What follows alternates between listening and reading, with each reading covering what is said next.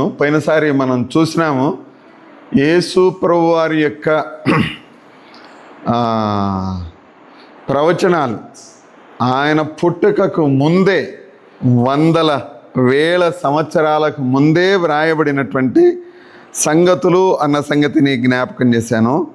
ఈ సమయంలో ఉన్నటువంటి సమయాన్ని బట్టి కొన్ని సంగతులను మీ ఎదుట ఉంచుతాను. యేసు ప్రభువారి మరణాన్ని గురించిన సంగతులు.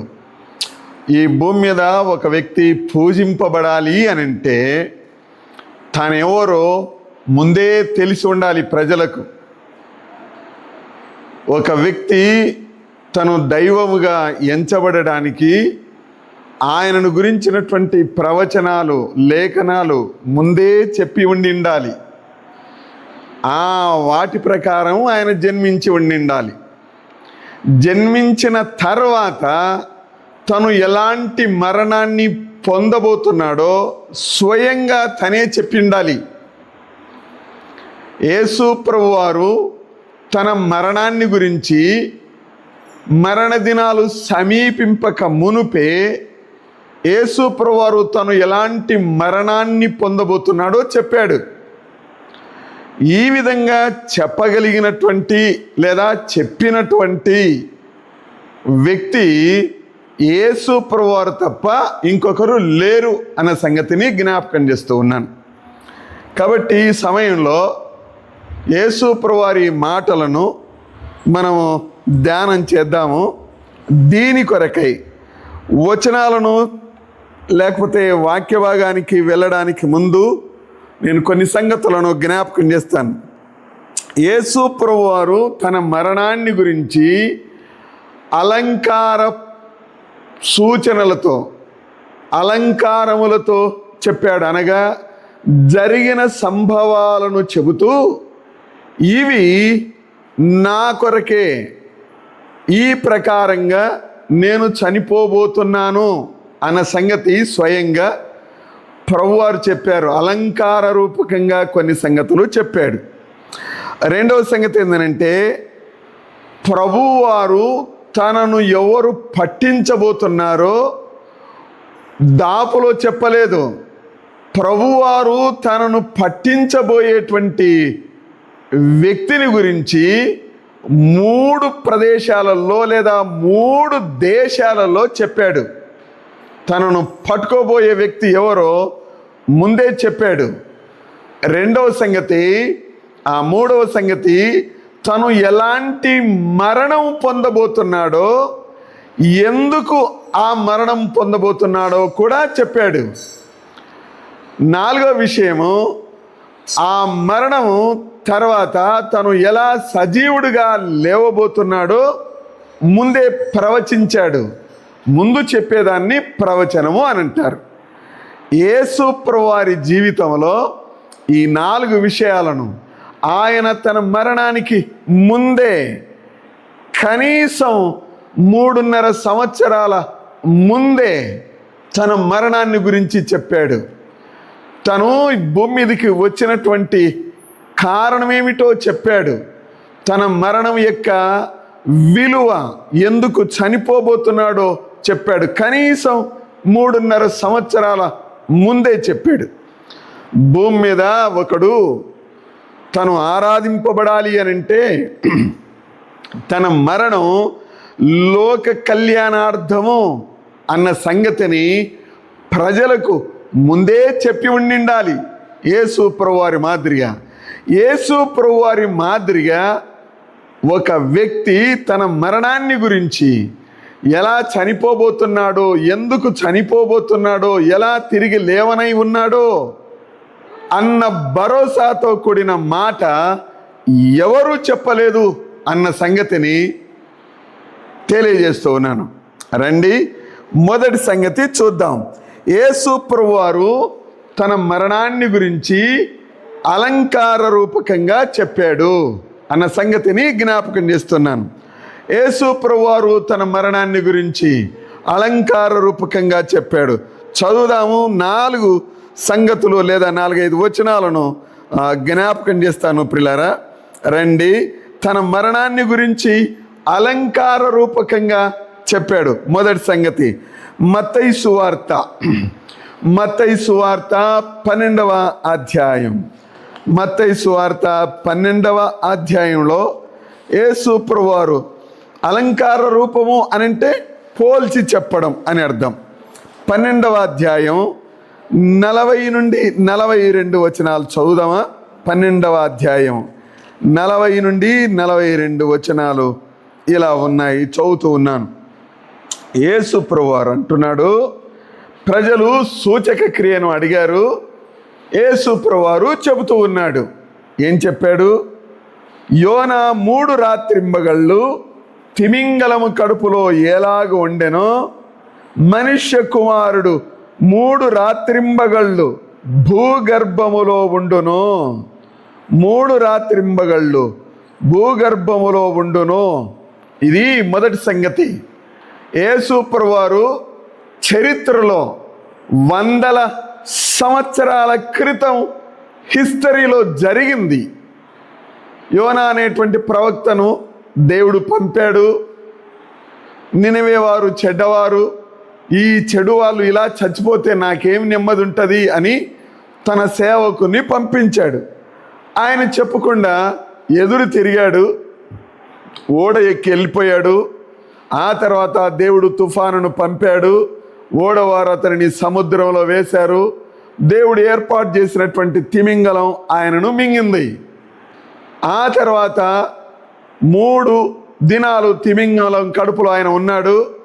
దేవుడు ఆజ్ఞ ఇవ్వగా ఆ చేప ఆ తిమింగలం ఒడ్డున కక్కేసింది అనేటువంటి మాట మనం చదువుతూ ఉన్నాం యోనా గ్రంథంలో. ఇంత పెద్ద మనిషిని చేప ఎట్లా మింగుతుంది అనేటువంటిది ఈ దినానికి కూడా కొందరికి ఉండే ప్రశ్నలు. 98 అనుకుంటాను, లేదా 99 ఆత్మకూరులో కృపాకరన్న అనేటువంటి ఆయన ఇంట్లో నేను కూర్చొని డిస్కవరీ ఛానల్ చూస్తున్నాను. షీల్స్ అనేటువంటివి జీవులు, సముద్రపు జీవులు ఉంటాయి. చూస్తూ ఉండగానే లోపల నుంచి పెద్ద అలలు వస్తుంటే ఇవన్నీ ఒడ్డుకు చాలా పైకి వచ్చినాయి. ఒక పెద్ద తిమింగలము కనీసం ఒక 20-30 అడుగులు ఇసుకలోనికి వచ్చేసి ఒక షీల్ అనేటువంటి జంతువును పట్టుకొని తిరిగి వెళ్ళింది. నాకు అప్పుడు అర్థమైంది, మరి నీ చేప మింగడం అయితే ఓకే, కక్కడం ఎట్టగక్కింటదబ్బా, ఒడ్డుకొచ్చి ఎట్టగక్కింటదబ్బా అనేటువంటిది నాకున్న ప్రశ్న. కానీ ఇలాంటి తిమింగలాలను ఒకవేళ పట్టుకోగలిగితే ఒక్కొక్కటి చాలా ఏళ్ల క్రితం ఈనాడు పేపర్లో వచ్చింది, ఈనాడు బుక్లో, కనీసం అంటే 10 అంతస్తుల పొడవు ఉండగలిగినటువంటి తిమింగలాలు ఉన్నాయి అని రాశారు. పేపర్ కటింగ్ నా దగ్గర ఉంది పిల్లరా. అంటే యోనాను మింగిన తిమింగలము ఎంత పెద్ద తిమింగలమో, లేకపోతే ఈ యోన ఆ తిమింగలం ఎదుట ఎంత చిన్నవాడో. ఆ ఈనాడు బుక్లో ఒక వ్యక్తి తిమింగలం దగ్గర ఈదుకుంటూ వెళ్తుంటే ఆ కన్నును ఫోటో తీశాడు. కనీసం ఈ మంచి ఈదుతా ఉన్నటువంటి ఈ మనిషి తిమింగలం యొక్క కన్నంతా కూడా లేడు. జ్ఞాపకం చేస్తున్నాను. ఎందుకు ఈ హిస్టరీ చెప్తున్నానంటే యేసు ప్రభువారు యోన తిమింగలం కడుపులో 3 రాత్రింబగళ్ళు ఎలా ఉన్నాడో మనుష్య కుమారుడు భూగర్భములో ఉండును అని చెప్పాడు. చాలా జాగ్రత్తగా ఈ మాటను మనసులో ఉంచాలి, తర్వాత నేను వివరిస్తాను. భూగర్భములో ఉండును మొదటి సంగతి అది. అనగా యోనా యొక్క జీవితం, యోనా తిమింగలంలో పడడము, తిమింగలంలో నుండి బయటికి రావడం, ఇదంతా కూడా యేసు ప్రభువారి మరణ పునరుద్ధానాలకు సాదృశ్యంగా ఆయన ఎట్లా ఉన్నాడో నేను అలా ఉండబోతున్నాను అని చెప్పాడు. ఇలాంటి సాదృశ్యం ఎవరు చెప్పినారు చెప్పండి? ఎవరు చెప్పినారు? తన మరణాన్ని గురించి ఇలా ఉంటుంది. 3 రాత్రింబగళ్ళు అనేటువంటిది అర్థం కాక జుట్టు బిక్కుంటున్నారు కదా. నీ రాత్రింబగళ్ళు, నేను అనుకునే రాత్రింబగళ్ళను పక్కన పెట్టి బైబిల్ ఏం చెప్తుందో ఆ సంగతులని ఆలోచన చేయాల్సినటువంటి వారమై ఉన్నాం. కాబట్టి 3 రాత్రింబగళ్ళు యోనా ఎట్లా ఉన్నాడో, నేను భూగర్భములో ఉండబోతున్నాను తన మరణాన్ని గురించి చెప్పినటువంటి సూచనగా, లేకపోతే చరిత్రలో జరిగిన ఒక సంఘటన ఎలా జరిగిందో నా జీవితంలో నేను అలా మరణించబోతున్నాను, అలా తిరిగి లేవబోతున్నాను అన్న సంగతిని చెప్పాడు. ఇది మొదటి సంగతి. రెండవ సంగతి, యోహాను సువార్త 2వ అధ్యాయం. యోహాను సువార్త 2వ అధ్యాయం దేవాలయాన్ని గురించినటువంటి సంగతి వ్రాయబడింది. 2వ అధ్యాయం 19 నుండి 21వ వచనం వరకు మనం చదివితే యేసు ప్రభువారు స్వయంగా అన్నటువంటి మాట ఇక్కడ ఉంటుంది. ఈ 19వ వచనం, యేసు, ఈ దేవాలయమును పడగొట్టుడి, 3 దినములలో దానిని లేపుదునని వారితో చెప్పాను. యూదులు, ఈ దేవాలయం 46 సంవత్సరములు కట్టిరే, నీవు 3 దినములలో దానిని లేపుదువా అనిరి. అయితే ఆయన తన శరీరమును దేవాలయమును గూర్చి ఈ మాట చెప్పెను. ఆయన మృతులలో నుండి లేచిన తర్వాత ఆయన ఈ మాట చెప్పెనని ఆయన శిష్యులు జ్ఞాపకం చేసుకొని లేఖనమును యేసు చెప్పిన మాటను, ఏముంది 3 అక్షరాల పదం, నమ్మిరి. ఆనాడు కన్లారా చూసి చెప్పినటువంటి మాట ఈ దినాలలో 600 సంవత్సరాల తర్వాత ఎవరో ఒక ఆయన వచ్చి యేసు ప్రభువారు చనిపోలేదు, సిలువ వేయబడలేదు అని అంటే నమ్ముతావా? ఐ విట్నెస్ మొదటి శతాబ్దంలోనే యేసు ప్రభువారి కాలాన ఉన్నటువంటి స్వయంగా యేసు ప్రభువారి శిష్యులే ఈ సంగతిని చెప్పారు అన్న సంగతి జ్ఞాపకం చేస్తున్నాను. ఏంటిది విషయం? యేసు ప్రభువారు తన మరణానికి సాదృశ్యంగా చెప్పిన 2వ సంగతి మళ్ళీ జ్ఞాపకం చేస్తున్నాను, మతికి పెట్టుకోండి. మొదటిది యోనా సంగతి, 2వది దేవాలయము సంగతి. ఏంది వాళ్ళకి అర్థమైనది ఏంటంటే ఈ దేవాలయం అనుకున్నారు, కానీ తర్వాత అర్థం చేసుకున్నటువంటి శిష్యులు, అనగా యేసు ప్రభువారు సిలువ వేయబడి సమాధి చేయబడి తిరిగి లేచిన తర్వాత అర్థం చేసుకున్న శిష్యులు అంటున్నారు, యేసు ప్రభువారి శరీరమును దేవాలయము అన్న సంగతి వారికి అర్థమైంది. అనగా 2వ సంగతి ఏంటంటే యేసు ప్రభువారు తన మరణాన్ని గురించి సాదృశ్యంగా చెప్పిన 2వ సంగతి, తన శరీరమును దేవాలయాన్ని పడగొట్టండి, దీన్ని నాశనం చేయండి, పడగొట్టండి, దీన్ని నేను ఎవరు లేపుతారంట? ఎవరు లేపుతారా? ఆ పదం గుర్తుపెట్టండి. ఏముంది? ఎవరు లేపుతారు? 3 దినములలోగా దానిని లేపుదునని ఫస్ట్ పర్సన్ యేసు ప్రభువారే చెప్తున్నాడు. నేనే లేపుతాను, నేనే లేస్తాను, నేనే పునరుజ్జీవం, నేనే తిరిగి లేస్తాను. అది ఎక్కడున్నటువంటి సంగతి. ఈ దేవాలయాన్ని పడగొట్టండి, దీన్ని మళ్ళీ లేపుతాను అని అన్నాడు. పిల్లరా, వారు పడగొట్టారు ఆయన శరీరం అను దేవాలయం. ఏ గాయాలతో అయితే పడగొట్టారో ఆ గాయాలను పునరుత్థానుడైనటువంటి ప్రభువు చూపించాడు. పిల్లరా, కాబట్టి యేసు ప్రభువారు ఎలాంటి మరణం పొందబోతున్నాడో కనీసం 3.5 సంవత్సరాల ముందు చెప్పేశాడు. ఎవరు చెప్పారండి? నేను ఇలా చనిపోతాను, మానవ కళ్యాణార్థం, మనుషులు నన్ను ఇలా చంపుతారు, నేను ఇలా లేస్తాను చెప్పిన వారు ఎవరున్నారు? ఆలోచన చేయాల్సిన పని ఉంది పిల్లరా. 3వ సంగతి చూద్దాం. 3వ వచనం, యోహాను సువార్త 3వ అధ్యాయం, ఒక్క వచనం ఇలా తిప్పండి దొరికిపోతుంది. 3వ అధ్యాయం 14-15 వచనాలను చూద్దాం. 14-15 వచనాలు యేసు ప్రభువారు చెప్పేశాడు. 13-14 వచనాలు. పరలోకము నుండి దిగి వచ్చిన వాడే, అనగా పరలోకములో ఉండు మనుష్య కుమారుడే తప్ప పరలోకమునకు ఎక్కిపోయిన వాడెవడునో లేడు. 14 వచనం.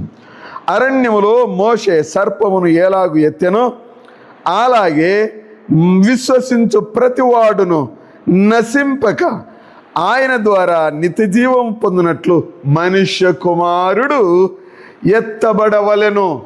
It's a history. మోషే గారు అరణ్యములో సర్పమును ఎలాగు ఎత్తెనో అని చదువుతాం. చూడండి, సంఖ్యాకాండం 21వ అధ్యాయం 9వ వచనం. అక్కడ రాసుకోండి ఫస్ట్, ఆ తర్వాత జాగ్రత్తగా వినండి. మనం ఏం చదువుతూ ఉన్నాము? అరణ్యములో మోషే సర్పాన్ని ఎత్తాడు, ఇత్తడి సర్పాన్ని చేయించి పైకెత్తాడు. భయంకరమైనటువంటి విషయం చేత, తిరుగుబాటు చేత చనిపోతున్నటువంటి, విష సర్పముల కాటు వలన చనిపోతున్నటువంటి ప్రజలు బ్రతకాలి అనంటే ఇత్తడి సర్పం చేసి దానిని కొయ్య మీద నిలవబెడితే దానికెళ్ళి నిదానించి చూసిన వారు బ్రతికిరి అని మనం చదువుతాం. అలాగే మనుష్య కుమారుడు ఎత్తబడవలెను. ఇవన్నీ నేను జ్ఞాపకం చేస్తున్న మాట ఏంటంటే చరిత్రలో జరిగిన సంభవాలను జ్ఞాపకం చేస్తూ ఉన్నాను. చరిత్రలో ఏమైతే జరిగాయో అవి తన మరణానికి పోలికలు అని స్వయంగా యేసు ప్రభువారు చెప్పారు. ఇక్కడ చెప్పినటువంటి మరొక సంగతి నేను రాసుకున్న క్రమం ప్రకారం 3వ సంగతి అని జ్ఞాపకం చేస్తున్నాను. అలాగే విశ్వసించు ప్రతివాడు నశింపక ఆయన ద్వారా నిత్యజీవము పొందినట్లు మనుష్య కుమారుడు ఎత్తబడవలెను అనే మాట మనం చదువుతూ ఉన్నాం. నశించిపోతున్నటువంటి ఇశ్రాయేలు ప్రజలు విష సర్పముల చేత భయంకరమైనటువంటి మరణం అనుభవిస్తున్నటువంటి మానవులైనటువంటి వారిని కాపాడాలి. అయ్యా మమ్మల్ని కాపాడయ్యా మోషే గారు, కాపాడండి అన్నప్పుడు దేవుణ్ణి అడిగాడు మోషే గారు, అయ్యా ప్రభువా ఈ ప్రజలు ఇలా అంటున్నారు, ఏం చేయాలని అంటే, సరే వారి కొరకు ఒక ఇత్తడి సర్పమును చేపించి ఎత్తైన ప్రదేశంలో ఉంచు అని చెప్పాడు. దానివైపు ఎవరైతే చూస్తారో, నిదానించి చూస్తారో, చాలా జాగ్రత్తగా చూస్తారో వారు బ్రతుకుతారు అని ప్రభువారు అప్పుడు చెప్పాడు. ఇశ్రాయేలీల నిర్గమ కాలం ప్రియులరా, అరణ్య యాత్రలో ఈ సంగతి జరిగింది. జరిగిన ఆ సంగతిని యేసు ప్రభువారు తన మరణానికి పోల్చి చెప్పాడు. ఈ దినానికి నశించిపోతున్నటువంటి మానవుల కొరకు నేను ప్రాణం పెడతాను, నశించిపోతున్న మానవ జాతి కొరకు నేను మరణించబోతున్నాను, నశిస్తున్నటువంటి మానవుల కొరకు నేను రక్తం చిందించబోతున్నాను, నశించిపోతున్నటువంటి నీ కొరకు నేను పైకెత్తబడతాను, నిన్ను రక్షిస్తాను అని దేవుడు మాట ఇచ్చాడు. నిబంధన రక్తం, మత్తయి సువార్త 26 నుండి 28 చదువుతుంది. నిబంధన రక్తం అనగా నిబంధన అంటే మాట ఇచ్చి పుచ్చుకొనడం అని అర్థం. కాబట్టి యేసు ప్రభువారు ఈ తన మరణాన్ని గురించి 1000 సంవత్సరాలకు ముందు జరిగిన చరిత్రలోని సంభవం ఏదైతే జరిగిందో అలాగే నేను ఎత్తబడవలెను అని ప్రభువారు చెప్పారు. పిల్లరా, ఏ వ్యక్తి అయినా మనుషుల కొరకు, నశించిపోతున్న మానవులను, నరకానికి వెళ్తున్న మానవులను పాపము నుండి, శాపము నుండి విడిపించి నేను నడిపిస్తాను, రక్షిస్తాను అని చెప్పిన వారు ఎవరైనా ఉన్నారా? పోగా చచ్చిపోతే ఒకడు ఈ జన్మ ఎత్తుతాడు, ఇంకొకడు ఈ జన్మ ఎత్తుతాడు, ఇన్ని జన్మలు నీచ యవ్వనులందు జన్మిస్తాడు,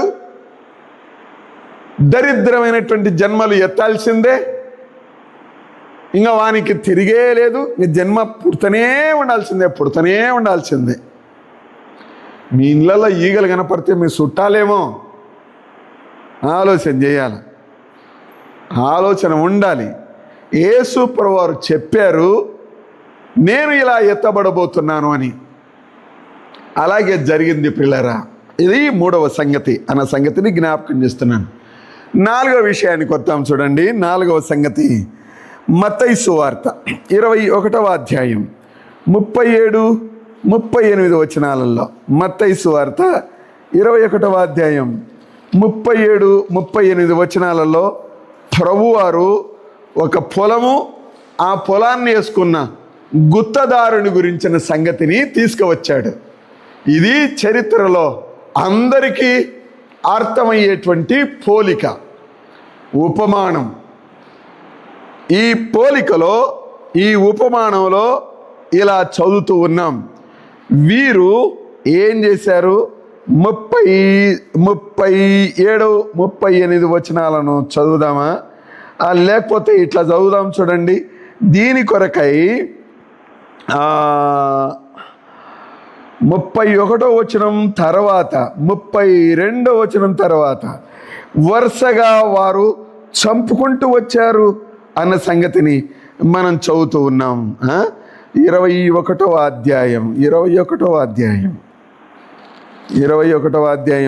ఉండండి, 37వ వచనం. ఏం చదువుతున్నాం? ఆ ప్రకారమే. అంటే 34 మీరు విషయానికి వస్తే 33వ వచనం నుండి ఆఖరి వరకు మీరు చదువుకోవచ్చు ప్రియులరా. ఈ పొలాన్ని గురించిన, గుత్తదానిని గురించినటువంటి సంగతి వినండి. యజమానుడు తన పొలాన్ని గుత్తకిచ్చాడు. గుత్తదారుల దగ్గరికి గుత్త ఇప్పించుకరాపండి, వాళ్ళు ఇవ్వాల్సినటువంటి డబ్బులు ఇప్పించుకరాపండి అని తన మనుషులను పంపించాడు. 34వ వచనం ప్రకారం దాసులను పంపారు, పట్టుకొని కొట్టి చంపిరి. మరి ఒకరిని రాళ్ళు రువి చంపిరి. మరి ఎక్కువ మందిని పంపాడు. 36వ వచనం ప్రకారం ఇతర దాసులను పంపగా వారు ఆ ప్రకారమే కొట్టారు, చంపారు. 37వ వచనం ప్రకారం గుత్త యజమాని నా కుమారుణ్ణి సన్మానించెదరనుకొని తన కుమారుని వారి యొద్దకు పంపెను. అయినను ఆ కాపులు కుమారుని చూసి ఇతడు వారసుడు, ఇతడిని చంపి ఇతని స్వాస్థ్యము తీసుకున్నవ రండని తమలో తాము చెప్పుకొనిరి. అతనిని పట్టుకొని ద్రాక్ష తోట వెలుపల అతని పడవేసి చంపిరి అనే మాట మనం చదువుతున్నాం.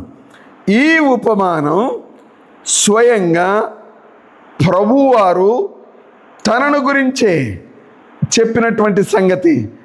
41-42 సంగతులలో మీరు నన్నే నిషేధించారు అని చెప్పగా గుత్తదారులు ఈ ఉపమానాన్ని 45వ వచనంలో ఉంది, తమ్మును గురించే ఈ ఉపమానం చెప్పాడు అని అనుకున్నారు పిల్లరా అని వారికి అర్థమైంది. అనగా కుమారునిగా, దేవుని కుమారునిగా పిలువబడినటువంటి యేసు ప్రభువారిని ఎలా చంపబోతున్నారో అన్న సంగతిని చెప్పాడు. వీరు మతం, కులం, ప్రవక్తలను చంపింది, సేవకులను చంపింది, దాసులను చంపింది, స్వయంగా వచ్చిన యేసు ప్రభువారిని కూడా చంపేసింది. కులం, మతం అసూయతో నిండినటువంటిది. నేటికి క్రైస్తవ్యం మీద ఇదే అసూయను కుమ్మరిస్తున్నటువంటి మానవులు ఉన్నారు. అయితే చరిత్రలో ఏం జరిగిందో అది మళ్ళీ జరగబోతుంది. యేసు ప్రభువారిని చంపారు, అయితే ఆయన తిరిగి లేచాడు. యేసు ప్రభువారిని ఎవరు చంపలేరు అన్న సంగతిని జ్ఞాపకం చేస్తున్నాను. క్రైస్తవ్యాన్ని చంపలేరు. క్రీస్తును నమ్మిన వ్యక్తిని చంపుతారేమో, ఈ శరీరాన్ని చంపుతారేమో, కానీ ఈ శరీరాన్ని ఇచ్చిన ఆ దేవుణ్ణి, ఈ శరీరంలో విశ్వాసముతో బ్రతకండి అని చెప్పిన ఆ దేవుణ్ణి ఎవరు ఏమి చేయలేరు. పోగా ఆయన మాదిరిగా చెప్పిన వ్యక్తి శక్తిమంతుడు, మనుషుల చేతుల చేత ఆరాధించబడుతున్నటువంటి వాడు. ఎవరు చెప్పలేదు తమ మరణాన్ని గురించి. ఈ సంగతిని గురించి ఆలోచన చేయి. ప్రభు అయిన యేసుక్రీస్తునందు విశ్వాసం ఉంచాల్సిందిగా మనవి చేస్తూ ఉన్నాను.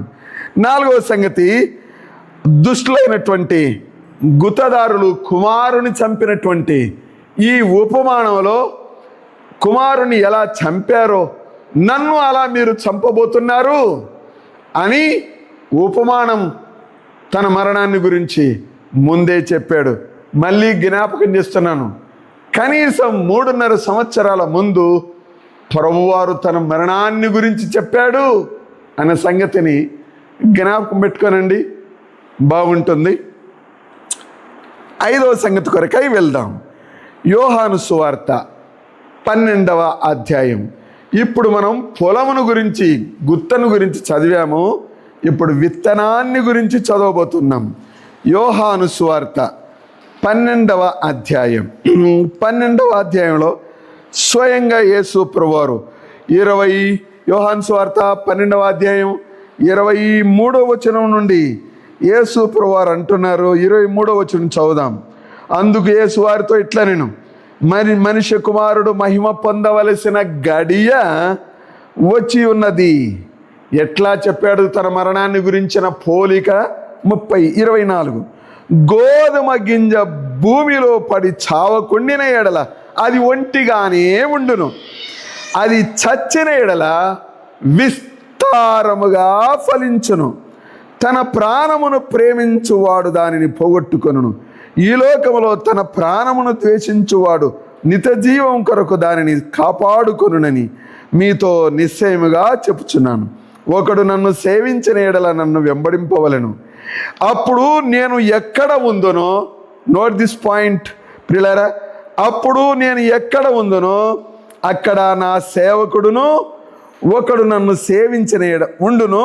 ఒకడు నన్ను సేవించిన ఎడల నా తండ్రి అతనిని గణపరచును. ఆ తర్వాత, ఇప్పుడు నా ప్రాణం కలవరపడుచున్నది, నేనేమందును, తండ్రి ఈ గడియ తటస్థింపకుండా నన్ను తప్పించుము. అయినను ఇందుకోసరమే నేను ఈ గడియకు వచ్చి తిని, తండ్రి నీ నామమును మహిమపరచుమని చెప్పాను.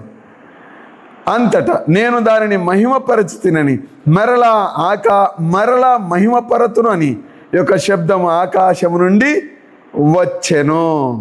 ఈ విషయాలన్నీ మనం చదివితే కొంచెం క్లియర్గా అర్థం కావడానికి 32వ వచనానికి వెళ్దాం. చూడండి. నేను భూమి మీద నుండి పైకెత్తబడిన ఎడల అందరినీ నా యొద్దకు ఆకర్షించుకుందునని చెప్పాను. 34వ వచనంలో మనుష్య కుమారుడు పైకెత్తబడవలనని నీవు చెప్పుచున్న సంగతి ఏమి అని వారు అడుగుతూ ఉన్నారు. పిల్లలారా, ఈ విషయాలన్నీ మనకి ఏమర్థం అవుతున్నాయి? గోధుమ గింజ భూమిలో పడి అది చచ్చిపోతేనే అందులో నుండి జీవం మొలక బయటకు వచ్చేది అని చెప్పాడు. చాలా ఏళ్ళ క్రితం, నాకు తెలియదు, బిడ్డల విత్తనాలు వేసేటప్పుడు నేను కొన్ని విత్తనాలు చేత పట్టుకొని, మా అమ్మ కూడా ఉంది ఇక్కడ, చేత పట్టుకొని గుట్టల చేనుల నుండి, గుట్టల చేనులు అన్నీ ఈ విత్తనాలు వేసుకుంటూ పోతుంటే వెనక దోక్కొని ఆ ముక్కులు తినడము లోపల పెట్టడం, ముక్కులు తినడం లోపల పెట్టడం, ఇవే కదా వచ్చేదని. వీడు ఏందో చేస్తున్నాడు, తాళన్నట్టుగా వెనుకొచ్చి చూస్తున్నాడు. ఏం చేస్తున్నారా అని అంటే, ఈ మూతులు మాత్రమే తిని ఇతరమంతా లోపలనే పెడుతున్నా అనండి.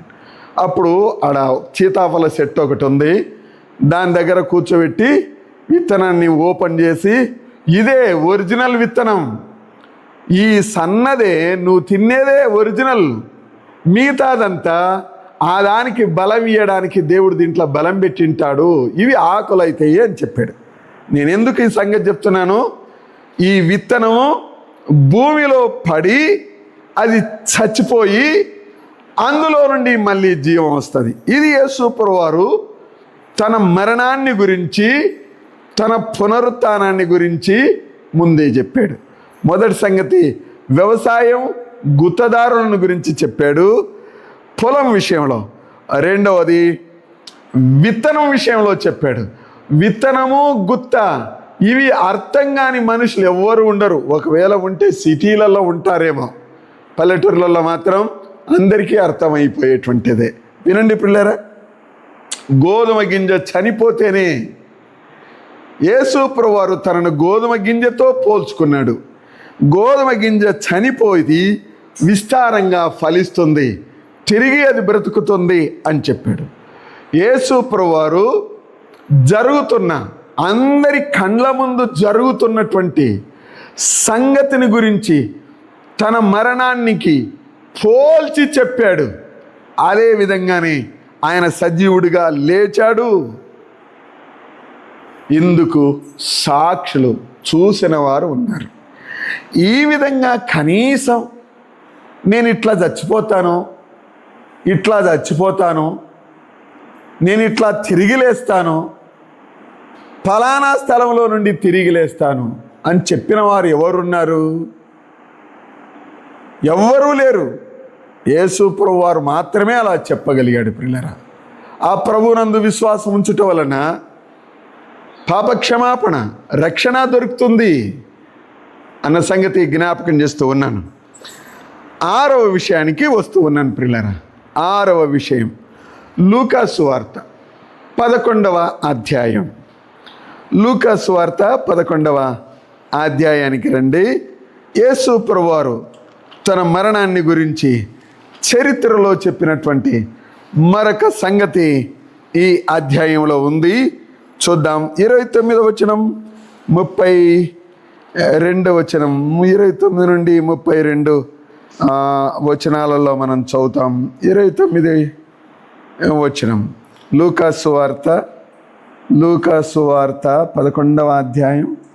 లూకాసు వార్త 11వ అధ్యాయమేనా? 29.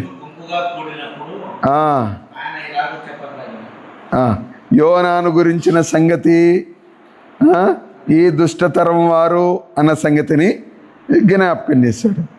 ఆ తర్వాత 31వ వచనం, అది మనం చదువుకుంటూ వస్తాము. ఈ 31 చదువుతున్నాం. ఈ 31 అంటే 29 నుండి చదువుకుంటూ వస్తే యేసు ప్రభువారు చెప్పిన ఉపమానాలలో ఇక్కడ యోనాని గురించి కూడా ఉంది. మరొక ఉపమానం ఉంది. దాని కొరకై నేను 29 నుండి 32 వరకు అన్నాను. 31వ వచనంలో నేరుగా చదువుదాం.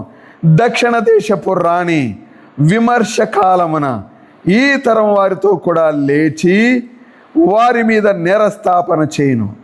ఆమె సొలొమోను జ్ఞానం వినుటకు భూమి అంతముల నుండి వచ్చును. ఇదిగో సొలొమోను కంటే గొప్పవాడు ఇక్కడ ఉన్నాడు. 32వ వచనం, నినవే మనుషులు విమర్శ కాలమున ఈ తరం వారితో కూడా నిలవబడి వారి మీద నేరస్థాపన చేదురు. వారు యోనా ప్రకటన విని మారు మనస్సు పొందిరి. ఇదిగో యోనా కంటే గొప్పవాడు ఇక్కడ ఉన్నాడు. 31వ వచనం, ఆ మధ్యలో రాయబడిన మాట, దక్షిణ దేశపు రాణి విమర్శ కాలమున ఈ తరం వారితో కూడా లేచి ఈ తరం వారి మీద నేరస్థాపన చేయును అనే మాట మనం చదువుతూ ఉన్నాం. ఎవరు ఈమె? దక్షిణ దేశపు రాణి, షేబా దేశపు రాణి అనేటువంటి మాట రాజుల కాలాన, సొలొమోను కాలాన, మొదటి రాజుల గ్రంథం మొదటి 10 అధ్యాయాల లోపలనే, అట్లంటే 9 అధ్యాయాల లోపలనే ఈ సంగతిని మనం చదువుతాం. ప్రియులారా, ఈ విషయంలో ఉన్నటువంటి సంగతి ఏంది? దక్షిణ దేశపు రాణి ఈ తరం వారి మీద నేరస్థాపన చేయును. ఏంటిది? సొలొమోను కంటే గొప్పవాడు ఇక్కడ ఉన్నాడు అని ప్రభువారు తనను గురించి చెప్పాడు. 3 సంగతులు చెప్పాడు. చూడండి. 1, సొలొమోను కంటే గొప్పవాడు ఇక్కడ ఉన్నాడు. 32వ వచనంలో యోనా కంటే గొప్పవాడు ఇక్కడ ఉన్నాడు. 3వ సంగతి దేవాలయాన్ని గురించి చెప్పాడు యేసు ప్రభువారు. దేవాలయం కంటే గొప్పవాడు ఇక్కడ ఉన్నాడు అనే సంగతిని యేసు ప్రభువారు చెప్పుకుంటూ వచ్చాడు. పిల్లలు, కాబట్టి మనం ఏం చదువుతూ ఉన్నామో ఈ సంగతులను మన ఎదుట ఉంచుకుంటే, గొప్పవాడైనటువంటి యేసు ప్రభువారు సొలొమోను దగ్గరికి వచ్చినటువంటి షేబా దేశపు రాణిని గురించి వివరిస్తూ, ఆమె సొలొమోను యొక్క జ్ఞానాన్ని గురించి చెప్పింది.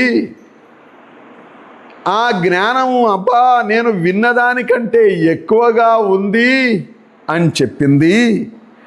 సొలొమోనుని ఎవరైనా నమ్మకపోతే గనక, ఆమె చెప్పిన మాట నమ్మకపోతే మీకు శిక్ష, నష్టపోతారు అన్న సంగతి ఆమె చెప్పిన మాటలను బట్టి అర్థం కాగా యేసు ప్రభువారు ఏమంటున్నాడనంటే, నేను చెప్పే మాటను బట్టి మీరు గనక నమ్మకపోతే విమర్శకాలన, ఒరేయ్ నాకు తెలియకపోయినా నేను సొలొమోను నమ్మాను, ఇప్పుడు తెలిసి కూడా మీరెందుకు యేసయ్యను నమ్మలేదు అని ఆమె నేరస్థాపన చేయబోతుంది అన్న సంగతి మనం చూస్తూ ఉన్నాం. మళ్ళీ జ్ఞాపకం చేస్తాను, సొలొమోను జ్ఞానాన్ని చూసినటువంటి ఆమె చూడకనే నమ్మింది. చూసిన తర్వాత చాలా గొప్ప వైభవాన్ని చూసింది. యేసు ప్రభువారు ఈ సంగతిని తనకు పోల్చుకుంటూ యోనా కంటే గొప్పవాడు ఇక్కడ ఉన్నాడు అని చెప్పడంలో, అదేంది సొలొమోను కంటే గొప్పవాడు ఇక్కడ ఉన్నాడు అని చెప్పడంలో ఉద్దేశం ఏమిటి అని అంటే, నేను ఇప్పుడు చెప్తున్నాను, నా యందు మీరు గనక విశ్వాసం ఉంచకపోతే షేబా దేశపు రాణికి నేను తెలియకపోయినా ఆమె మీ మీద నేరస్థాపన చేయబోతుంది. యేసు ప్రభువారు ఎలా లింక్ పెట్టాడో చూసారా? సొలొమోను కంటే గొప్పవాడు, యోనా కంటే గొప్పవాడు, దేవాలయం కంటే గొప్పవాడు. ఈ మాటలు మనం చదువుతూ ఉన్నాం. ఇలాంటి గొప్పవాడైనటువంటి ప్రభువు చెప్పినటువంటి మాటలు ఇవి. ఏ మాటలు? తన మరణాన్ని గురించి ముందే చెప్పినటువంటి మాటలు. అసలు చరిత్రలో జరిగినటువంటివి, అందరి కన్నుల ఎదుట జరుగుతూ ఉన్నటువంటి పొలం విత్తనం, ఈ 6 పోలికలను తీసుకొని యేసు ప్రభువారు తను పొందబోయేటువంటి మరణాన్ని గురించి చెప్పాడు. ఈ రాత్రి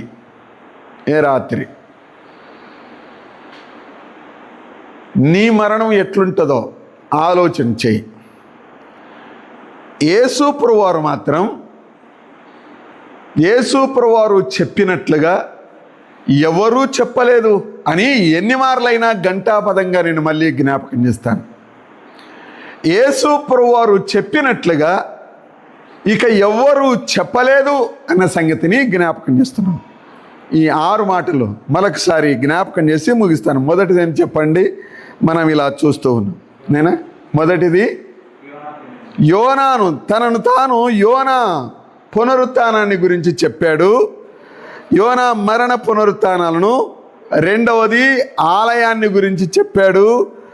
మూడవది తను స్తంభం మీద ఎలా ఎత్తబడబోతున్నాడో అన్న సంగతిని చెప్పాడు. దుష్టులైనటువంటి గుత్త పనిదారులను గురించి, గుత్త పెద మనుషులను గురించి చెప్పాడు. గోధుమ గింజను గురించి చెప్పాడు.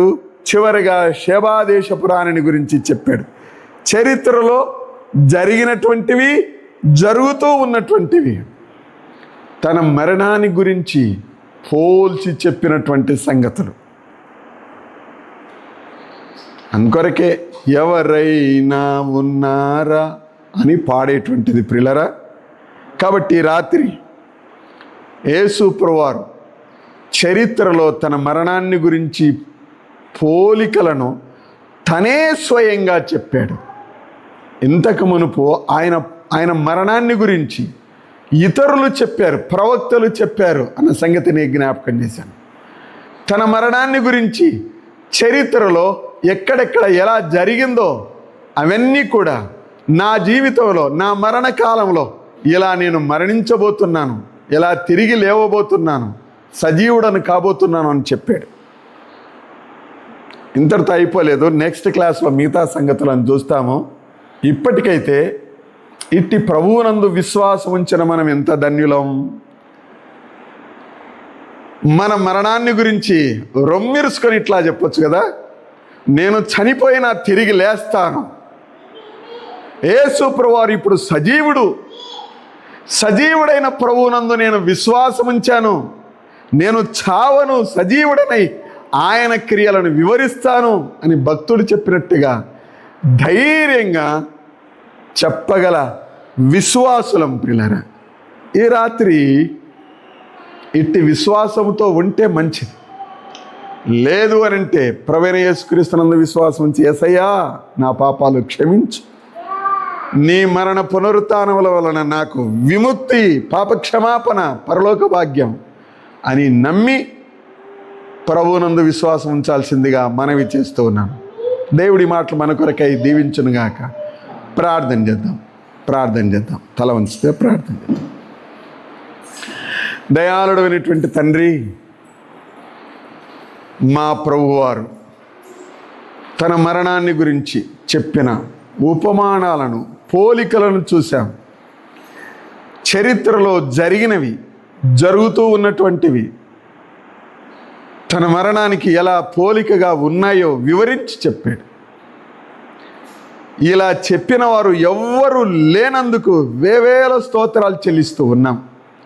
అసలు ఇలాంటి శిక్షను అనుభవించిన వారు ఎవరూ లేరు. పాపభూయిష్ఠులమైనటువంటి మా కొరకు నైనా మీ ప్రియకుమారుని మరణం ద్వారా మాకు విడుదలనిచ్చినందుకు స్తోత్రం. నీ ఆత్మలో పాలు పంపులనిచ్చి నాయనా తండ్రి అని పిలిచే భాగ్యం అనుగ్రహించినందుకు స్తోత్రం. ఈ మాటలు విన్న మేము ఎంత ధన్యులమునైనా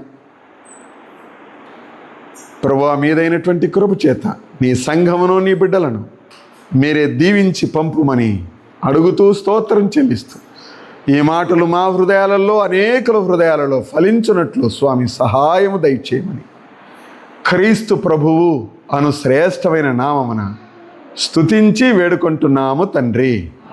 ఆమేన్. ఉన్నాను.